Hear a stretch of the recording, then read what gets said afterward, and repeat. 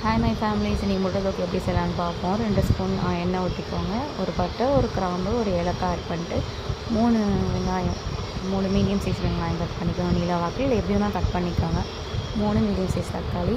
வெங்காயம் நல்லா golden brown ஆனோன்னா ஒரு ஸ்பூன் இஞ்சி பூண்டு பேஸ்ட் ஆட் பண்ணிவிட்டு தக்காளி ஆட் பண்ணிக்கோங்க. தக்காளி வெங்காயம் நல்லா வேகணும். இந்த வீடியோ பிடிச்சிருந்தால் லைக் பண்ணுங்கள், ஷேர் பண்ணுங்கள், சப்ஸ்கிரைப் பண்ணுங்கள். மறக்காமல் கமெண்ட் செக்ஷனில் கமெண்ட் பண்ணுங்கள். இதோட இட்லிக்கு, தோசைக்கு, சப்பாத்திக்கு, ரைஸுக்கெலாம் சூப்பராக இருக்கும். இது ரெண்டும் நல்லா வெந்தோடனே இது தேவையான அளவு உப்பு போட்டு இன்னும் நல்லா கொஞ்சம் குளிர அளவுக்கு வேக வச்சுக்கோங்க. 1/2 ஸ்பூன் குழம்பு மிளகாய் தூள், 1/2 ஸ்பூன் தனியாத்தூள், 1/2 ஸ்பூன் மஞ்சத்தூள், 1 ஸ்பூன் சோம்புத்தூள். உங்களுக்கு குழம்பு மிளகாய் தூள் இல்லைன்னா நீங்கள் தனி மிளகாய் தூள் கூட ஆட் பண்ணிக்கலாம். இதுக்கு தேவையான அளவு 3/4 கப் தண்ணி ஊற்றி, நான் 2 முட்டை தான் போட்டிருக்கேன். உங்களுக்கு எவ்வளோ தேவையோ போட்டுக்கலாம். கொஞ்சம் சுண்டி வரப்போ போட்டு இறக்குனீங்கன்னா முட்டை தொக்கு ரெடி.